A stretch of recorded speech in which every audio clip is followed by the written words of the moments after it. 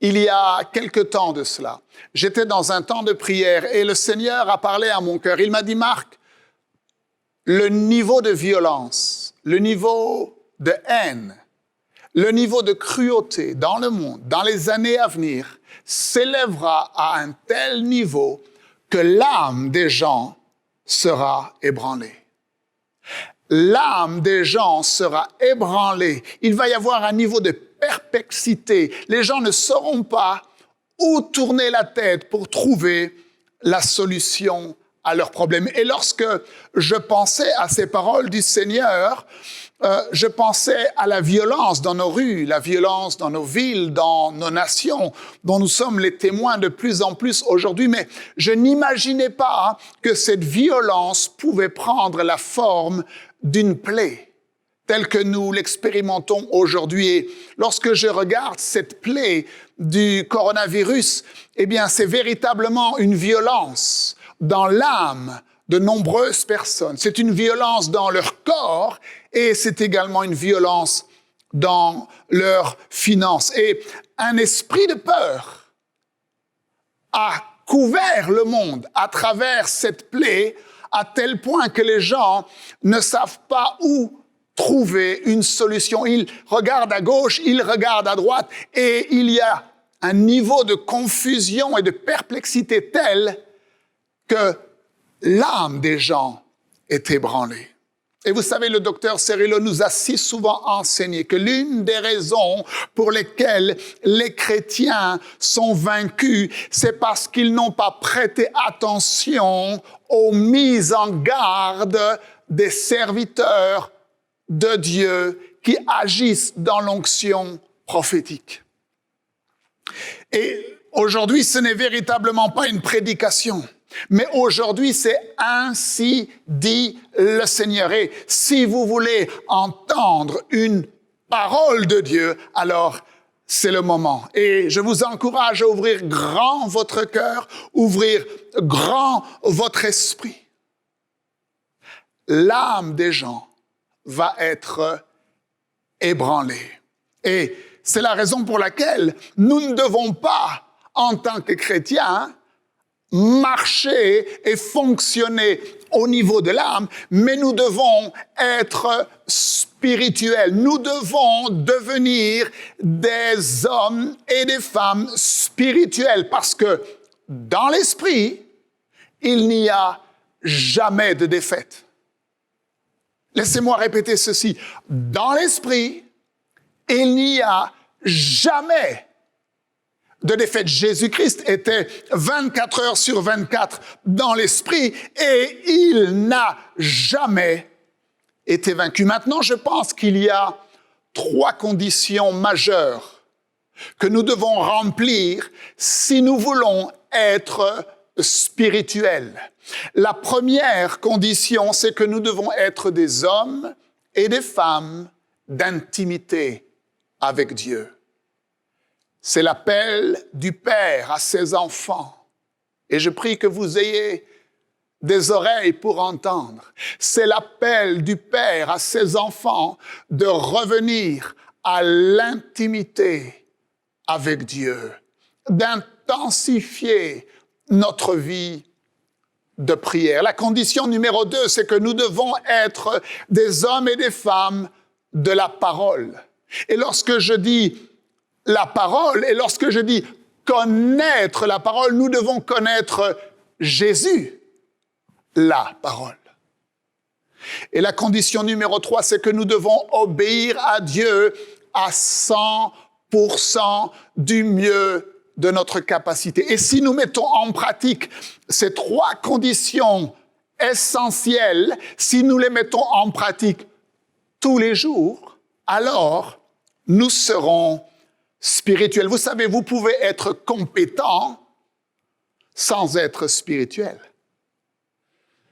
Et ce dont je vais vous parler aujourd'hui ne peut être reçu, ne peut être compris que dans l'esprit, qu'avec vos oreilles spirituelles. La Bible nous enseigne que nous sommes destinés à connaître la vérité. Pouvez-vous déclarer ces paroles avec moi aujourd'hui? Je suis destiné à connaître la vérité. Jésus-Christ nous dit dans Jean au chapitre 8 et au verset 31, « Si vous demeurez dans ma parole, alors vous êtes réellement mes disciples. » Nous devons demeurer dans la parole de Dieu si nous voulons être réellement un disciple. Et il dit, et alors, vous connaîtrez la vérité, et la vérité vous affranchira. Vous savez, la bonne nouvelle, c'est que nous n'avons pas reçu l'esprit du monde, mais nous avons reçu l'esprit qui vient de Dieu, afin que nous connaissions la vérité. Et ce dont je vais vous parler aujourd'hui, je vais utiliser un langage spirituel pour expliquer des réalités spirituelles. Et ce n'est que si vous êtes dans l'esprit que vous pourrez vous saisir de ce que l'Esprit de Dieu dit à l'Église aujourd'hui. Et pourquoi est-ce si important d'être dans l'esprit? En fait, c'est une question de vie et de mort, parce que Dieu m'a révélé qu'un prince des ténèbres, extrêmement puissant, a été libéré sur la planète Terre. Laissez-moi répéter ceci. Un prince des ténèbres très puissant a été libéré sur la terre. Et ce prince des ténèbres est le prince du mensonge, de la tromperie et de l'illusion. Avez-vous remarqué combien les gens aujourd'hui mentent, combien le mensonge, combien la tromperie et l'illusion a envahi notre monde? Vous pouvez regarder un programme à la télévision, les gens mentent en direct devant vous, tout le monde est au courant qu'ils sont en train de mentir, pourtant tout le monde dit « bravo, bravo, oui, oui, oui, oui ». Romains 1, 25 nous dit « Ils ont changé la vérité de Dieu en mensonge. Ils ont pris la vérité de Dieu et ils l'ont changée en mensonge. » Ce sont les temps dans lesquels nous sommes actuellement. Et je dois vous mettre en garde parce que ce prince des ténèbres, du mensonge, de la tromperie et de l'illusion est tellement puissant que non seulement il arrivera à tromper les gens du monde, mais il pourra également tromper les gens dans l'Église, y compris les pasteurs. Qui pourra-t-il tromper? Simple, les gens qui ne sont pas spirituels. Et rappelez-vous quelles sont les 3 conditions pour être spirituels. Nous devons être des hommes et des femmes d'intimité tous les jours, des hommes et des femmes de la parole de Dieu tous les jours, et obéir à Dieu à 100% du mieux que l'on peut. Colossiens 2:8 nous met en garde. L'apôtre Paul nous dit « Prenez garde ». C'est une mise en garde. Il dit « Prenez garde que personne ne fasse de vous sa proie, que personne ne fasse de vous son prisonnier. » Il y a quelqu'un là dehors qui veut faire de vous son prisonnier. Il veut faire de vous sa proie. Et Paul, l'apôtre Paul nous dit « Prenez garde que personne ne fasse de vous sa proie. » Comment?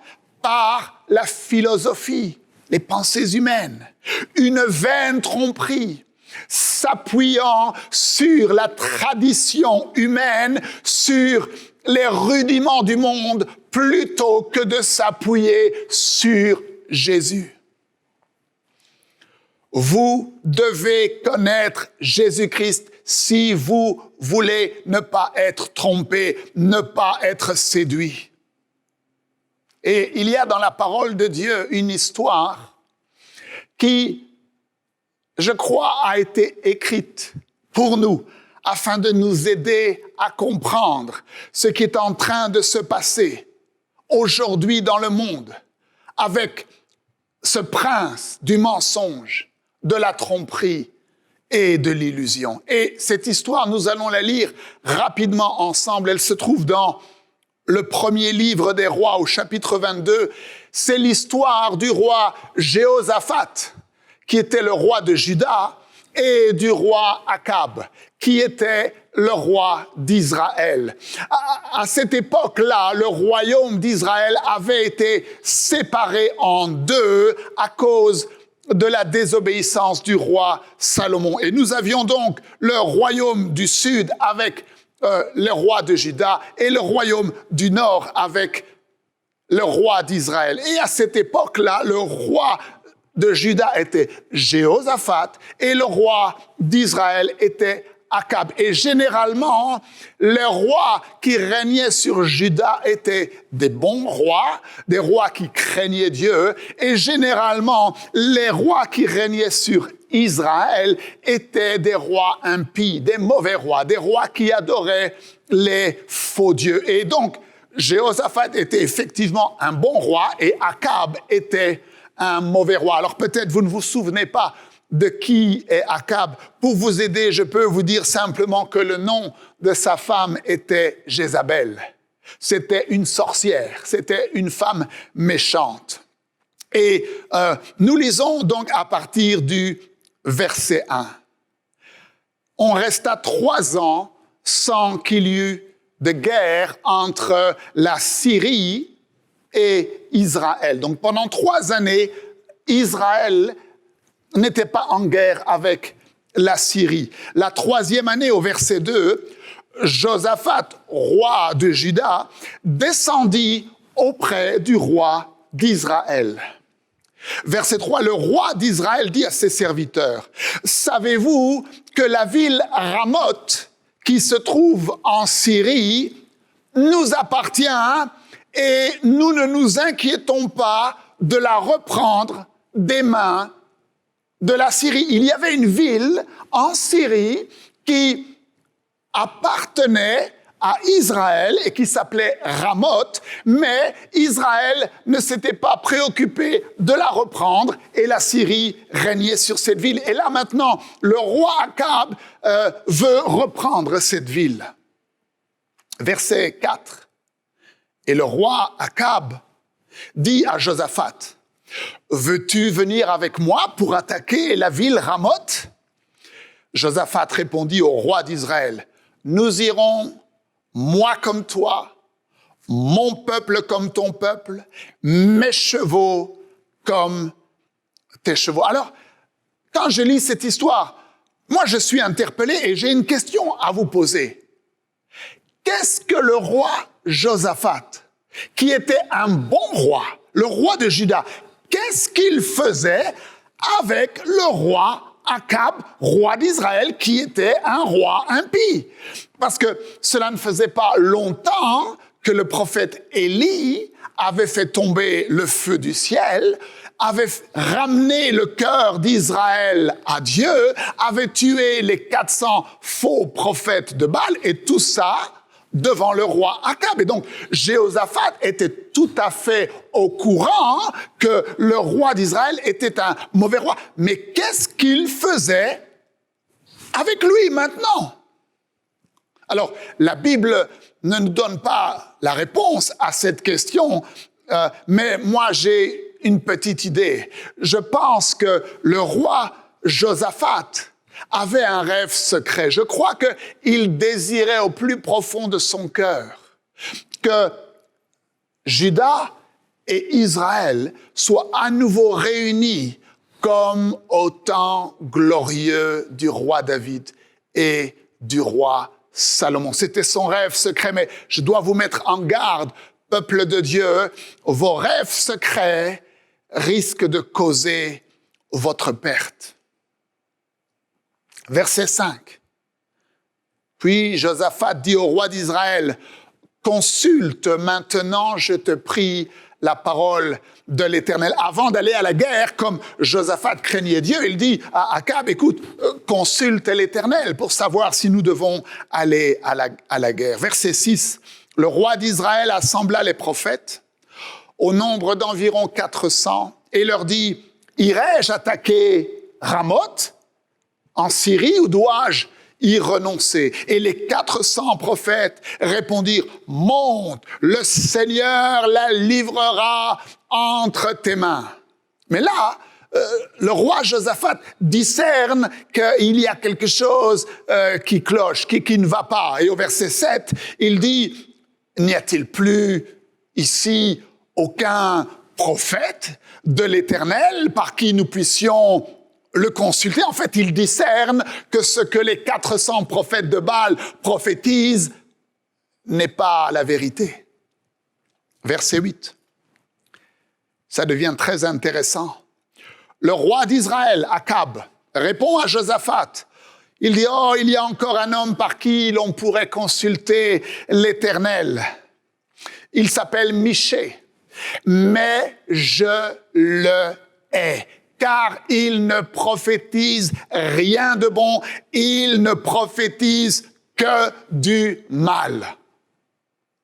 Et là encore, on voit le roi Josaphat qui craint Dieu et qui dit au roi d'Israël, non, ne parle pas comme ça du prophète de Dieu.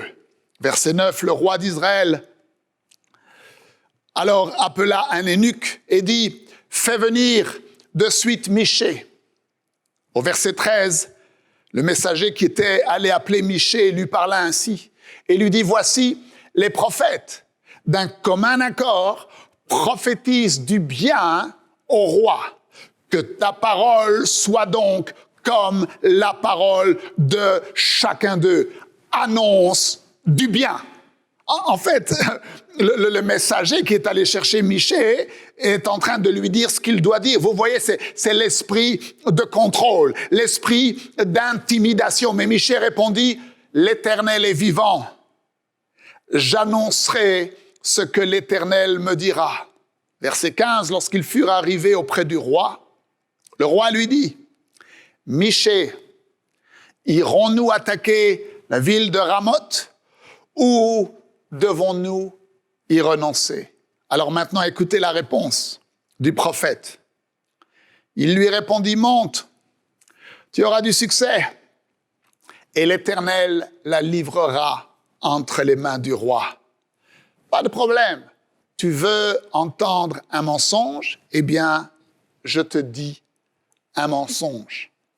C'est ce qu'il voulait entendre, le roi Akab. Il voulait entendre un mensonge, alors le prophète lui dit un mensonge. En fait, il se moquait de lui. Mais regardez le verset 16. Le roi Akab lui dit, Michée, combien de fois me faudra-t-il te faire jurer de ne me dire que la vérité au nom de l'Éternel? Le roi Akab savait. Et ne vous trompez pas, les gens qui vous mentent savent très bien qu'ils vous mentent. Et vous voyez comment ce prince du mensonge, de la tromperie et de l'illusion aveugle les gens. Et c'est de cela dont il est question. Les gens sont aveuglés. Maintenant, au verset 17, Michée prophétise la parole de Dieu. Et il lui dit, je vois tout Israël dispersé sur les montagnes, comme des brebis qui n'ont pas de berger. Et l'Éternel dit, ces gens n'ont pas de maître, que chacun retourne en paix dans sa maison. Donc là, sans hésitation, Michée dit, n'allez pas à la guerre. Maintenant, regardez la réponse du roi Akab. Il se plaint de nouveau au verset 18. Le roi d'Israël dit à Josaphat, ne te l'ai-je pas dit, il ne prophétise sur moi rien de bon, il ne prophétise que du mal. Est-ce que vous pouvez voir le niveau de confusion et vous voudriez mettre votre confiance et votre destinée entre les mains de ces menteurs professionnels, entre les mains de ces politiciens qui ne connaissent pas leur droite, ne savent pas faire la différence entre leur droite et leur gauche, qui sont prêts à vendre père et mère du moment qu'ils gagnent le pouvoir, la gloire et les richesses. Réveille-toi, peuple de Dieu. Ils ont changé la vérité de Dieu en mensonge. Maintenant, ce que nous allons lire est essentiel. Et je voudrais que vous prêtiez attention. Parce que Michée, maintenant, va révéler ce qui est en train de se produire dans le monde spirituel. Là, il a prophétisé sur ce qui allait se passer dans le naturel. Mais maintenant, il explique ce qui est en train de se produire dans le monde spirituel. Et aujourd'hui, Dieu nous fait la grâce, à vous et à moi, d'ôter le voile. Ôtez le voile afin de voir ce qui est en train de se produire dans le monde spirituel concernant ce prince du mensonge, de la tromperie et de l'illusion. Verset 19. Michée dit, « Écoute donc la parole de l'Éternel. » Et je vous ai dit, aujourd'hui, ce n'est pas une prédication. Aujourd'hui, c'est ainsi dit le Seigneur pour les chrétiens de la francophonie. Écoute donc la parole de l'Éternel. J'ai vu l'Éternel assis sur son trône et toute l'armée des cieux se tenant auprès de lui à sa droite et à sa gauche. En fait, Michée a une vision du Seigneur assis sur son trône dans toute sa gloire et autour de lui se trouve l'armée des cieux à sa gauche et à sa droite. Et parmi l'armée des cieux se trouvent les dominations, les autorités et les esprits méchants dans les lieux célestes. Continuons. L'Éternel dit au verset 20, « Qui séduira Akab pour qu'il monte à Ramoth et qu'il y périsse ?» Ils répondirent l'un d'une manière et l'autre d'une autre. Et un esprit vint se présenter devant l'Éternel et dit, « Moi, je le séduirai. » Verset 22, l'Éternel lui dit, « Comment ? » « Je sortirai, répondit-il, et je serai un esprit de mensonge. Je serai un esprit de mensonge dans la bouche de tous ces prophètes. L'Éternel dit, tu le séduiras et tu en viendras à bout. Sors et fais ainsi. Est-ce que vous voyez que c'est Dieu qui envoie l'esprit de mensonge pour manifester son jugement sur la terre? Verset 23. Et maintenant, voici, l'Éternel a mis un esprit de mensonge dans la bouche de tous tes prophètes qui sont là, et l'Éternel a prononcé du mal contre toi. Est-ce que nous lisons la même Bible, vous et moi? L'Éternel a mis un esprit de mensonge dans la bouche des faux prophètes. Vous devez comprendre que c'est Dieu qui envoie ce prince des ténèbres du mensonge, de la tromperie et de l'illusion afin de manifester son jugement sur la terre. Vous pensez que ces menteurs professionnels à la télévision et dans la sphère politique, vous pensez qu'ils sont en contrôle? Non, mes amis, ils sont sous le jugement de Dieu. Oh, frère Marc, Dieu peut-il réellement faire cela? Où pouvons-nous trouver la réponse? Dans sa parole. Lisons ensemble, si vous le voulez bien, dans 2 Thessaloniciens, chapitre 2, le verset 10 et le verset 11. Il est dit que ceux qui n'ont pas reçu l'amour de la vérité pour être sauvés. Vous voyez, ceux qui n'ont pas reçu l'amour de la vérité. La vérité, c'est quoi? C'est la parole de Dieu. Ceux qui ont refusé d'aimer la parole de Dieu pour être sauvés, la Bible dit, Dieu leur envoie une puissance d'égarement pour qu'ils croient au mensonge. Est-ce que nous avons la même Bible, vous et moi? C'est Dieu qui envoie une puissance d'égarement afin qu'ils croient au mensonge. Lisons un autre verset, si vous le voulez bien, dans Romains chapitre 1 et verset 28, qui dit la même chose. Comme ils ne se sont pas souciés de connaître Dieu. Vous voyez, c'est la même chose. Ils ne se sont pas souciés de connaître Dieu. Dieu les a livrés. C'est Dieu qui les livre. Et Romains concerne notre dispensation. Vous comprenez, il n'est pas question de l'Ancien Testament, quand bien même les vérités que nous apprenons dans l'Ancien Testament sont là pour notre connaissance et notre édification. Mais là, dans Romains, qui concerne notre dispensation, il est dit que ceux qui ne se sont pas souciés de connaître Dieu, Dieu les livre. Pas le diable les livre, Dieu les livre à leur sens réprouvé afin qu'ils commettent des choses indignes. Si les gens commettent des choses indignes et refusent de se repentir, Dieu va les livrer afin qu'ils commettent davantage de choses indignes. Alors je sais que la parole d'aujourd'hui est sévère et forte.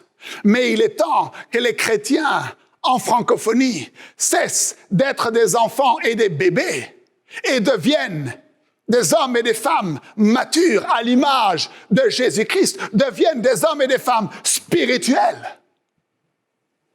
Maintenant, revenons, si vous le voulez bien, à notre histoire. Et vous n'allez pas en croire vos oreilles lorsque je vous dirai ce qui est arrivé à notre gentil petit chrétien du dimanche matin, Josaphat. Il avait dit, « Oh, consulte l'Éternel avant d'aller à la guerre. » Très bien. Il avait dit, « Je sens que ce que les 400 prophètes de Baal prophétisent n'est pas juste. » Très bien. Il avait dit, « Non, ne parle pas mal du prophète de Dieu. » Très bien. Mais lorsque le moment est venu de prendre la bonne décision, mes amis, vous pouvez peut-être être des bons et gentils chrétiens, mais si vous avez quoi que ce soit dans votre cœur qui n'est pas entièrement soumis à la volonté parfaite de Dieu, votre vie est en danger. Écoutez la parole du prophète. Je vous mets en garde. Vous êtes dans une position dangereuse. Vous êtes vulnérable à l'esprit de mensonge, de tromperie et d'illusion. Regardez ce qui se passe avec Josaphat juste après que la vérité, la parole de Dieu lui soit annoncée clairement par le prophète Michée. Vous n'allez pas en croire vos oreilles.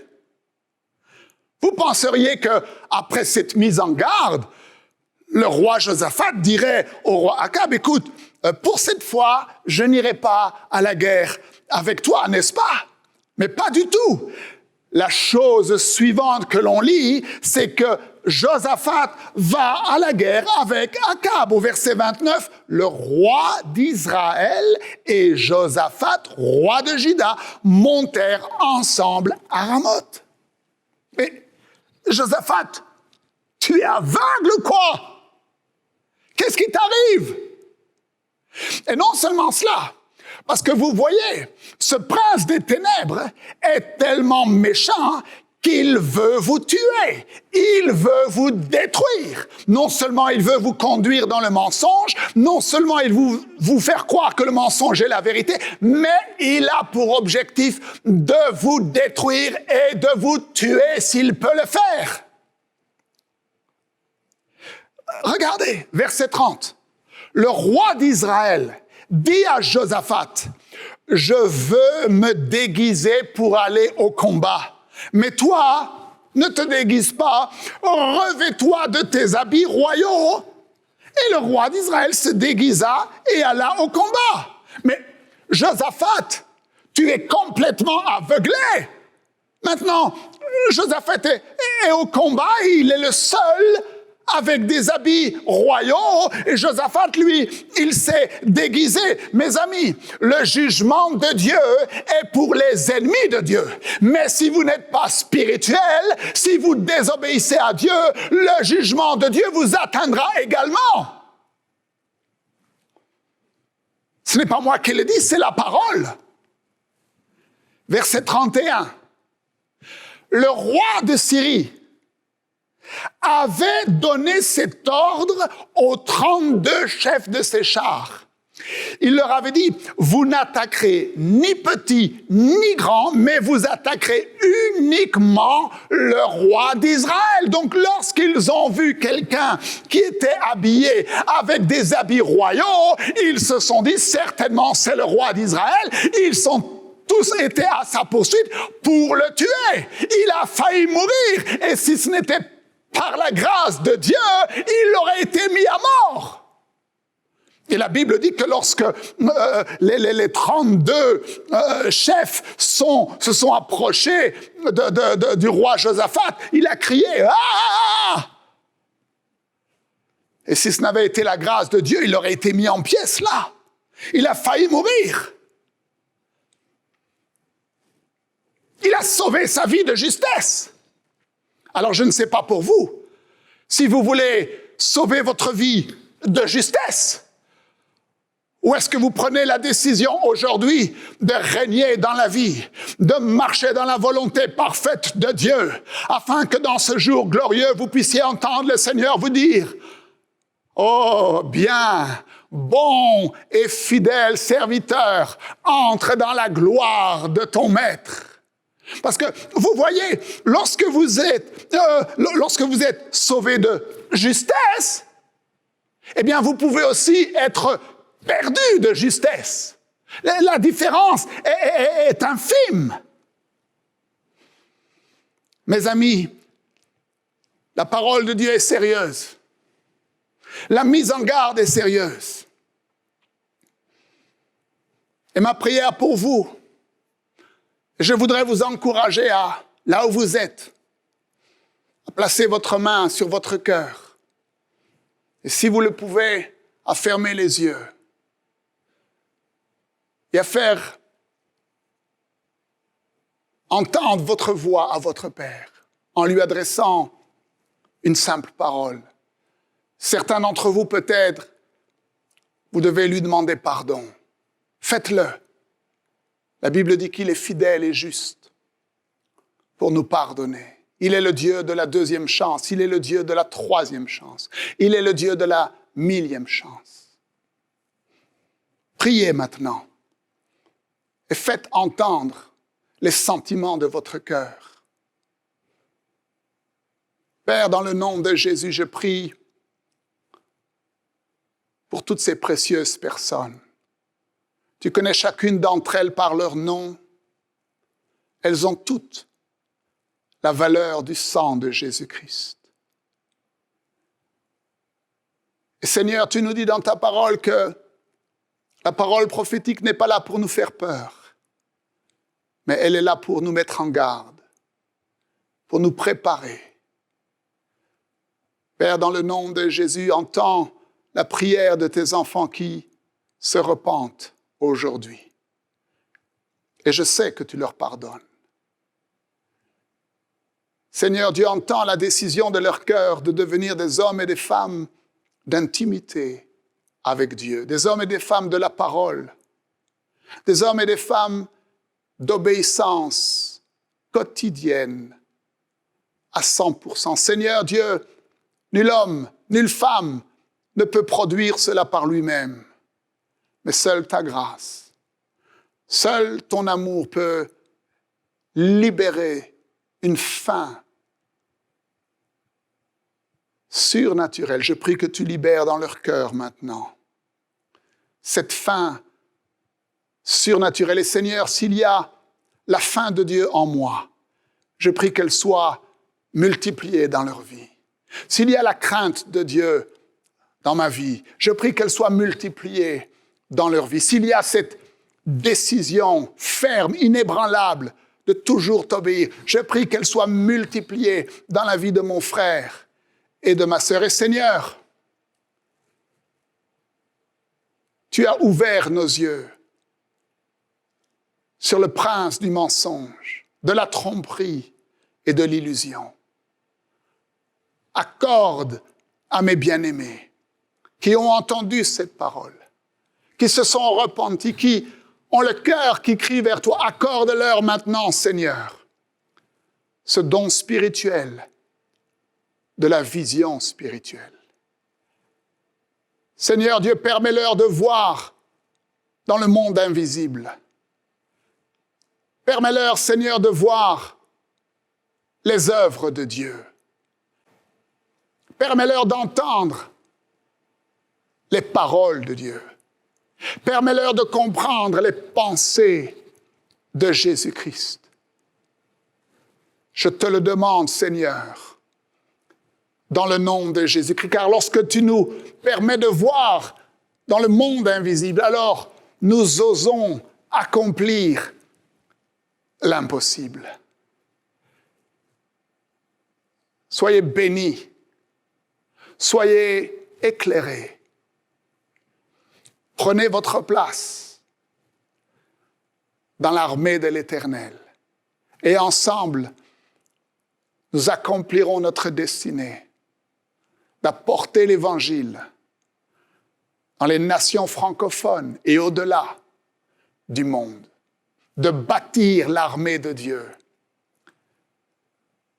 Et Père, avec mes frères et mes sœurs aujourd'hui, nous te donnons toute la gloire, toute la louange, tout l'honneur pour ta parole si précieuse. Assurément, l'Esprit de Dieu parle à son Église en francophonie aujourd'hui. Nous t'aimons, Jésus, nous t'adorons. Et le peuple de Dieu dit Amen.